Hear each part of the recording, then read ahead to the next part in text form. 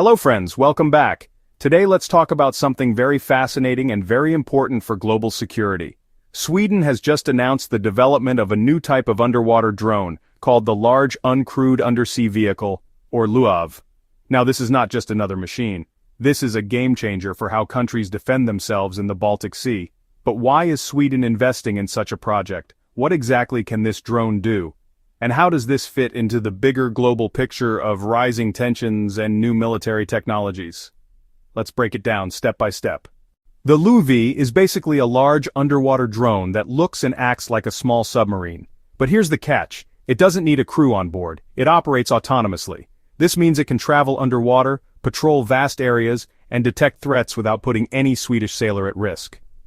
Imagine it as a robotic guardian moving silently below the Baltic Sea, always on the lookout for enemy submarines, spy devices, or even potential sabotage attempts against underwater cables and pipelines. The Swedish Armed Forces, together with defense company Saab and the Swedish Defense Materiel Administration, are building this project. The prototype is expected to begin sea trials in 2026.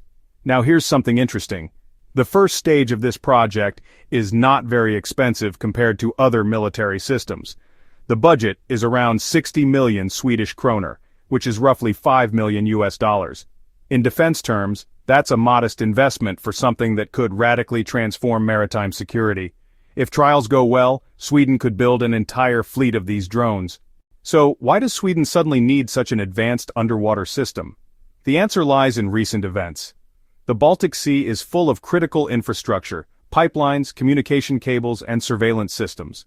In 2022, the Nord Stream pipelines were mysteriously sabotaged. Since then, multiple incidents of damage to subsea cables have been reported.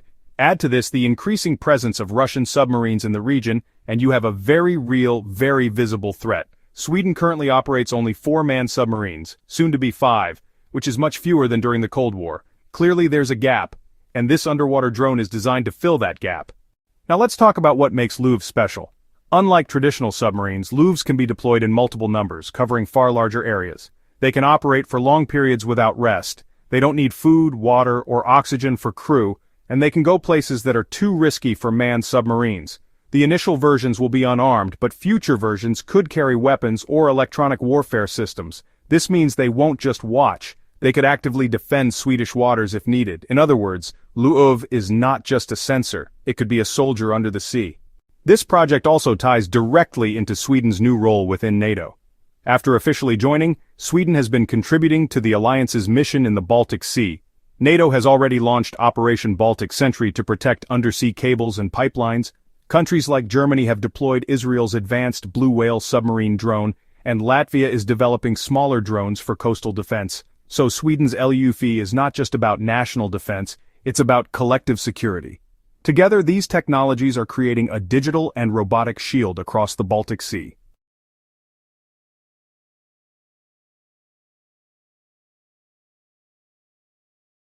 And friends, this is part of a much bigger global trend.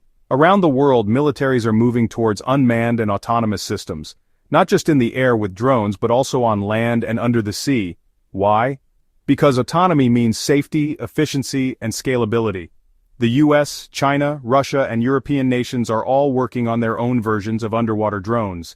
Sweden's LUUV is one piece of this much larger puzzle where future wars may not just be fought by humans but also by machines operating independently.